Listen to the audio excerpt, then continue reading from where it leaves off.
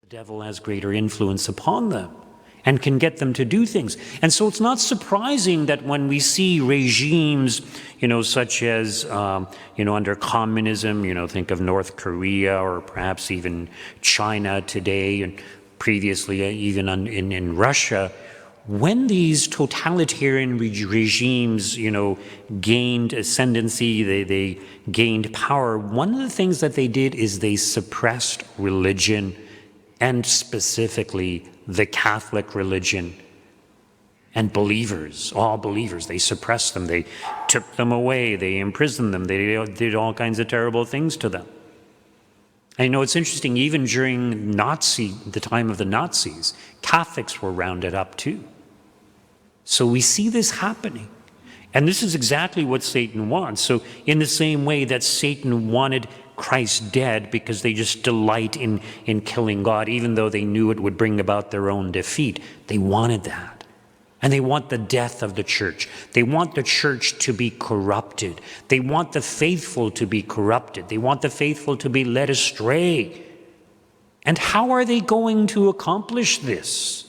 Well, yes, we've got these political leaders who are not very Christian in their outlook, which means they're basically satanic if they're promoting all kinds of inappropriate sex education, like very explicit sex education for very young children. There's something wrong with you.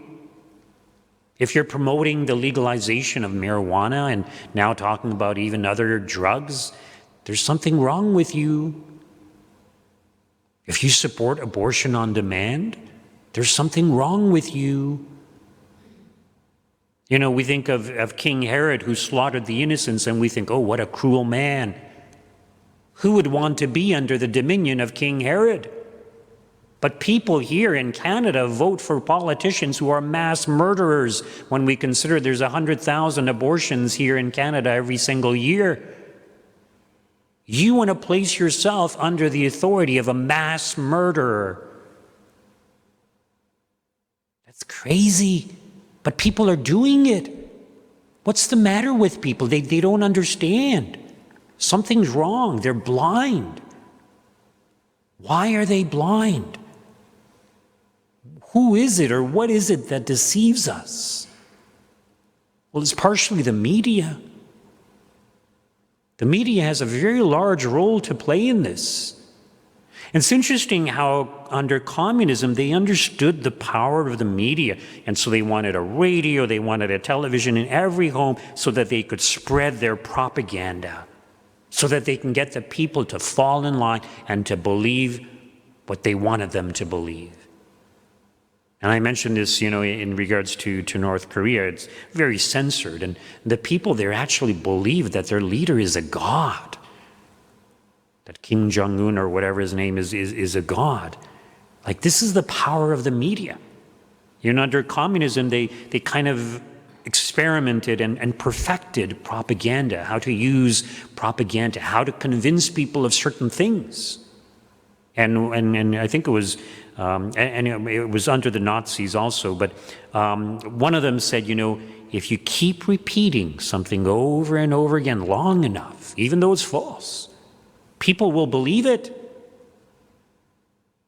And one of the Nazi leaders, he was under trial afterwards, and they asked him, how did you get the others to do these horrible things to the Jews and to the other people? And he said, if you can make the people afraid, you can get them to do anything.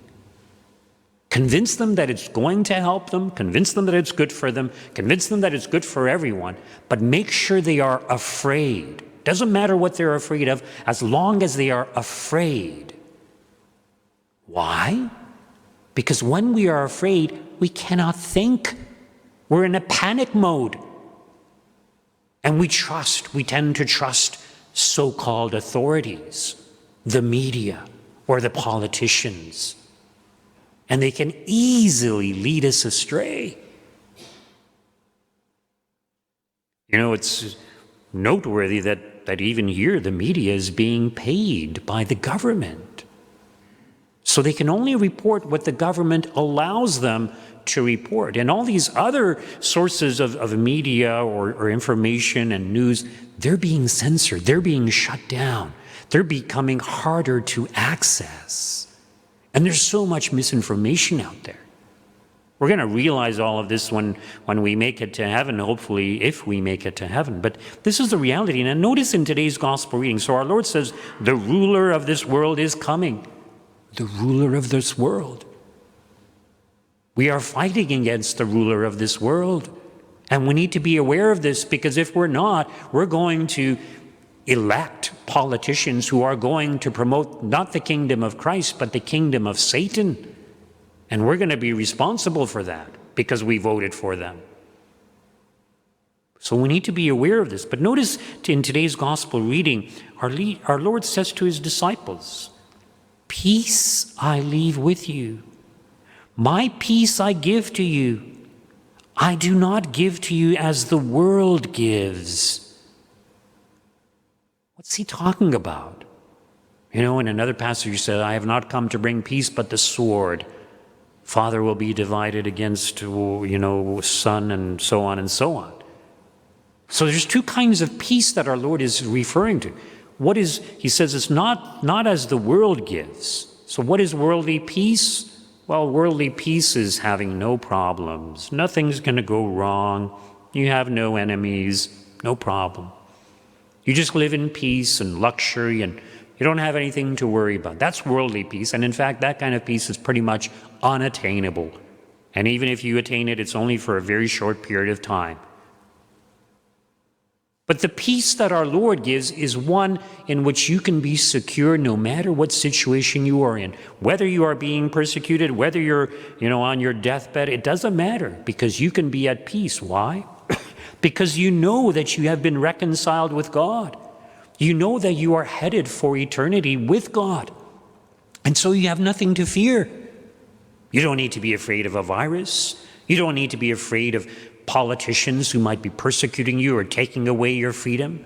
You have absolutely nothing to fear. And so you have perfect peace. And when you have this perfect peace, you can have love. And when you are at peace, that is when you can think clearly.